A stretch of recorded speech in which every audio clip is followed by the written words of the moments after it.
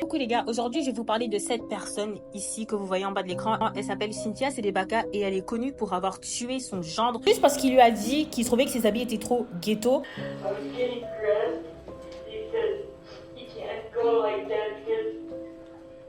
Je vais tout vous expliquer pendant que je me fais un petit make-up. Ok, je vais commencer par cette base NYX ici. C'est la Shine Killer que j'aime trop parce que moi j'ai la peau grasse. Cynthia Sedebaka, au moment du meurtre, elle a 64 ans et elle vit en Californie avec sa fille qui s'appelle Laura. Elle vit avec son gendre qui s'appelle J. Howard Eustaquio, leurs enfants.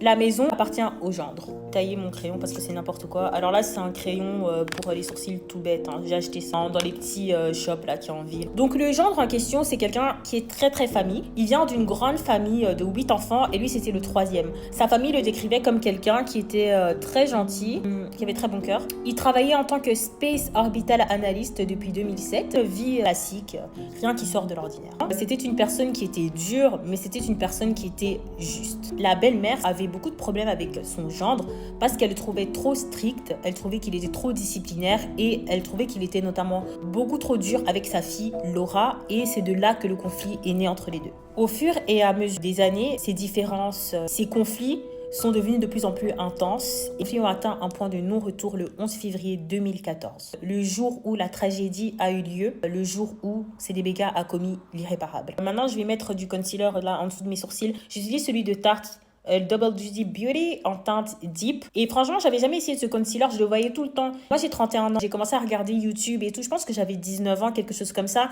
Et il y a un moment où ce concealer Tarte est devenu super connu. Je l'avais jamais testé, je l'ai testé le mois passé par hasard. J'étais à Strasbourg, je l'ai acheté. Et trop, je sais pas pourquoi toutes ces années, je ne l'ai pas utilisé. J'ai oublié de le préciser, mais le drame se situe dans la ville de Fallbrook. C'est en Californie que ça se passe. Ce qui se passe en fait ce matin-là, c'est que c'est l'anniversaire de Cynthia qui décide pour une sortie de s'habiller d'une certaine manière que je ne connais pas, j'ai pas de photo.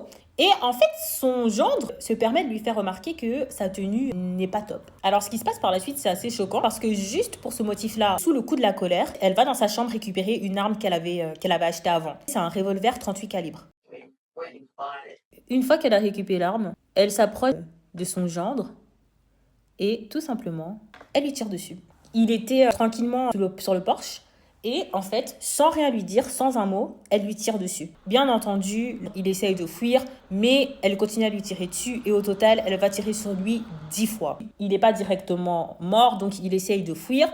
Malheureusement, elle est déterminée, elle continue à tirer sur lui. Au total, elle va tirer 10 fois. Fond de teint, je vais mettre du Black Opal en teinte Nutmeg. C'est en stick foundation, j'aime trop. Moi, j'ai la peau super grasse, ça me va pas. Et je trouve que les sticks comme ça, mat, ça me va beaucoup mieux. Ça me fait moins transpirer et j'ai pas ce sentiment d'avoir une peau graisseuse à la fin de la journée. Après avoir tiré 10 fois, elle part juste de la scène de crime, tout simplement. Elle va juste dans un coffee shop, elle se prend un petit café et ensuite, après son petit café, elle va dans une chaîne de restaurants aux États-Unis qui s'appelle Denny's Restaurant et elle va juste se prendre un bon petit déj. Après un petit meurtre, ça fait pas de mal. La journée ne s'arrête pas là puisqu'ensuite, elle se rend au casino. Faut pas oublier que c'est quand même son anniversaire. Et ensuite, elle va au spectacle d'une de ses petites filles. Donc, ma foi, une journée totalement normale pour Cynthia. C'est seulement suite à cette journée, donc suite au casino, au café, au restaurant, au spectacle de sa petite fille, etc., qu'elle se décide à retourner à la maison. Et c'est là, en fait, qu'elle est confrontée par la police et qu'elle, forcément, elle avoue le crime.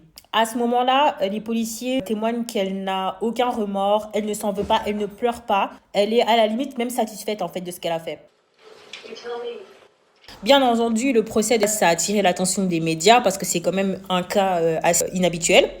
Toutes les preuves étaient là, donc c'est-à-dire qu'ils ont retrouvé l'arme, ils ont pu prouver que c'était elle qui avait acheté l'arme, que les coups de feu avaient été tirés par cette arme précisément. Il y avait également des témoignages des membres de la famille, donc les enfants, tout simplement Laura, qui pouvaient attester des conflits qu'ils avaient entre eux pendant des années, ce qui constitue donc un mobile. Et la preuve la plus accablante a été une vidéo de surveillance qui provient de la maison de son voisin qui a filmé toute la scène dans laquelle on voit clairement Cynthia arriver sur le porche et tirer 10 fois sur son gendre. La défense de Cynthia, ils ont quand même essayé de sauver leur cliente parce qu'ils ont essayé de mettre en avant le fait que le gendre était très autoritaire et que elle avait juste, entre guillemets, pété un câble suite à une dispute et que c'était pas représentatif de son caractère. Ils ont aussi essayé de mettre en avant le fait qu'elle avait aucun casier judiciaire, qu'elle avait une vie de famille. La défense n'a pas réussi à la faire innocente. Le jury l'a jugé coupable de meurtre avec préméditation. Ce que je vais utiliser maintenant, c'est un bronzer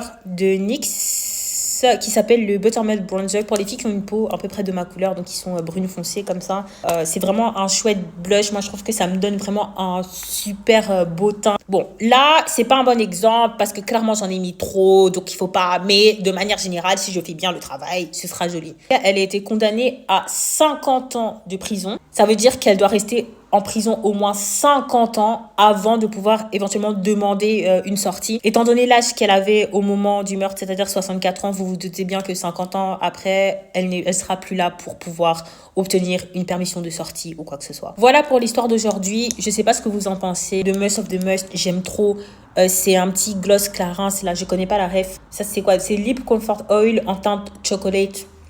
Les filles, regardez quoi, j'aime trop, trop joli. Donc si t'as un homme et que tu as une belle-mère avec qui tu t'entends pas, je te conseille de faire très attention. Sinon, est-ce que vous pouvez me laisser en commentaire ce que vous en avez pensé, si vous trouvez ça choquant ou pas. De tuer quelqu'un, tirer 10 fois sur lui juste parce qu'il t'a dit qu'il trouvait que ta tenue d'anniversaire n'était pas jolie, c'est quand même fort, faut le faire. Salut!